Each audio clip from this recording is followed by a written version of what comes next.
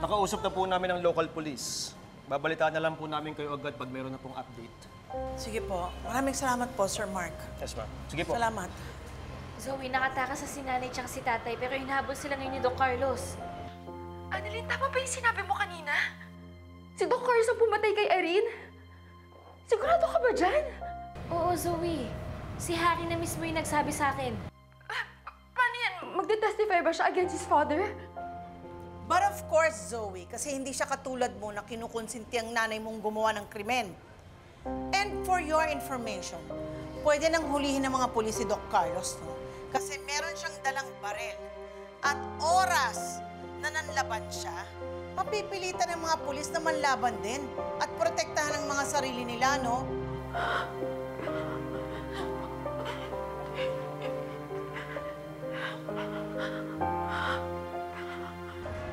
Zoe, umiiyak ka ba? Okay ka lang? Bakit ka naman iiyak? Bakit ganun ka ba ka-affected kay Doc Carlos? Hindi po. Hindi po ako umiiyak. Sabi niyo po kasi, inahabol ni Doc Carlos si Daddy, di ba? Sige na, Annalyn. Medyo toxic dito sa ER. Sige, Zoe, mag-iingat ka, ha? Update na lang kita.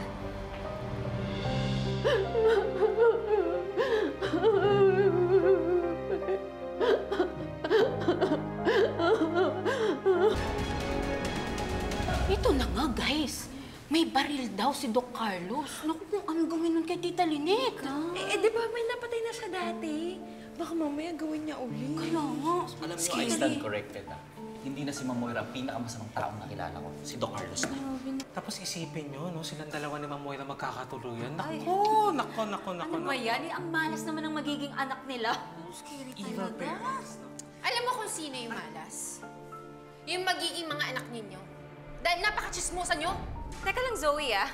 Don't tell us na kampi ka kay Doc Carlos after everything.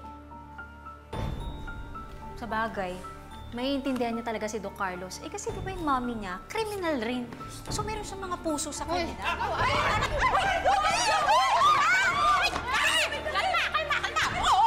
Sobra ka niya. Susumbong ka na sa HR.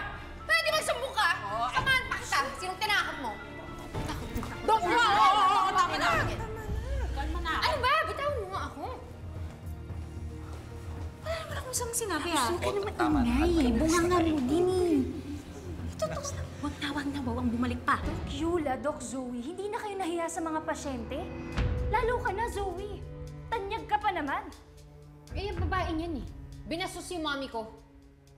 Paano binastos? Eh, hindi ko nga alam na nandun siya kanina. Nagtataka lang naman kami kung bakit niya kinakampihan si Doc Carlos eh, tapos bigla niya akong sinabunutan. Oh, I don't see anything wrong with that. Bakit ba ayaw mo makulong si Doc Carlos, ha? Alam mo, Zoe, nahihiwagaan na ako sa'yo. Kanina, pinagtatanggol mo si Harry. Ngayon naman yung tatay niya. Ano bang meron sa'yo sa pamilyang yun, ha? Wala. Really? Bakit parang meron kang hindi sinasabi sa amin? Look who's talking. Hindi ba kayo ng daddy mo yung may hindi sinasabi sa amin?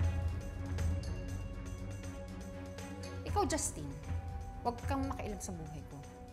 Dahil once ako ang makialam sa buhay mo, lahat ng baho mo ilalabas ko. At maaamoy dito sa buong ospital.